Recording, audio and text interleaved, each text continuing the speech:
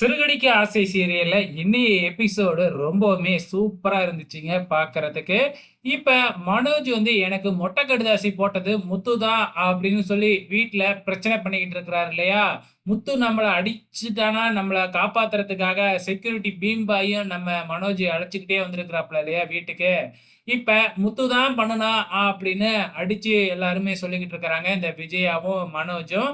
அதே டைம்ல மீனா இருந்துகிட்டு, அவர்லாம் இப்படி பண்ணியிருக்கவே மாட்டாரு. அவரு எதா இருந்தாலும் முகத்துக்கு நேரா தான் பேசுவாரு அப்படின்னு சொல்லி பார்க்குறாங்க. ஆனா இவங்க கேட்கிறதா இல்ல.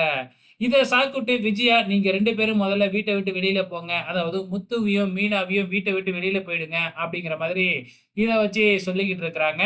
உடனே வந்து பார்த்தீங்கன்னா, அந்த முத்துவ உடனே ஃபோன் போட்டு "வர வைக்கிறேன் பாரு" அப்படின்னு மனோஜ் போக, "நீங்க இப்படி பேசுனீங்கன்னா, முத்து நேரா வந்து உங்கள தான் அடிப்பாரு." அப்படின்னு நம்ம மீனா சொல்ல, "நானே அழைச்சுக்கிட்டு வரேன்." அப்படின்னு மீனா வெளியில கிளம்புறாங்க. கரெக்ட்டா நம்ம முத்துவும் வந்துடுறாப்ல. முத்துக்கிட்ட நம்ம மீனா எல்லாருமே எல்லாத்தையும் எடுத்து சொல்றாங்க.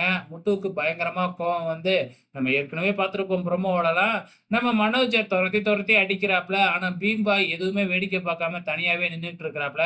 கடைசியா பீம் பாய் பின்னாடி போயிட்டு நம்ம மனோஜ் ஒளிஞ்சுக்கிறாப்ல. "என்னய்யா உன்னைய எதுக்காக இங்க அழைச்சுக்கிட்டு வந்தேன்? இவன்கிட்ட இருந்து என்னைய காப்பாத்துறதுக்காக தானே அழைச்சுட்டு வந்தேன். நீ பாட்டுக்கு இப்படி நின்னுகிட்டு இருக்க. முதல்ல அவன தூக்கி வெளியில போடு." அப்படின்னு பீம் பாய் கிட்ட நம்ம மனோஜ் சொல்றாப்ல. "இல்ல பாஸ், உங்க ஃபேமிலி பிரச்சனை. அதனால தான் நான் தனியா நின்னேன். நீங்க சொன்னீங்கன்னா நான் எது வேணுமாலும் பண்றேன்." அப்படின்னு சொல்றாப்ல. "இவன முதல்ல தூக்கி வெளியில போடு." அப்படின்னு பீம் பாய் கிட்ட நம்ம மனோஜ் சொல்றாப்ல. நம்ம பீம் பாயும் ஆரம்பத்துல நம்ம முத்துவ தடுத்து நிப்பாட்டுறாப்ல. முத்து இருந்துகிட்டு, "தம்பி கொஞ்சம் நவுந்து நில்லுப்பா" அப்படின்னு சொல்லி பார்க்குறாப்ல. ஆனா பீம் பாய் கேட்கிறதா இல்ல.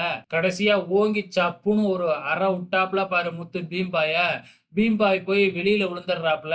அதுக்கப்புறம் என்னடான்னா, ஒரு குழந்தை மாதிரி வந்து ஏந்திரிச்சு அழுவ ஆரம்பிச்சிடுறாப்ல. "பாஸ், என்னைய இவரு அடிச்சுட்டாப்ல பாஸ்" அப்படின்னு பீம் பாய் அழுவுறாப்ல.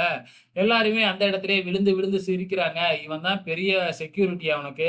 அப்படின்னு சிரிச்சு நம்ம மனோஜிய அவமானப்படுத்திடுறாங்க. அதுக்கப்புறம் மனோஜ் அந்த பீம் பாய திட்டி அனுப்பிச்சு விட்டுர்றாப்ல.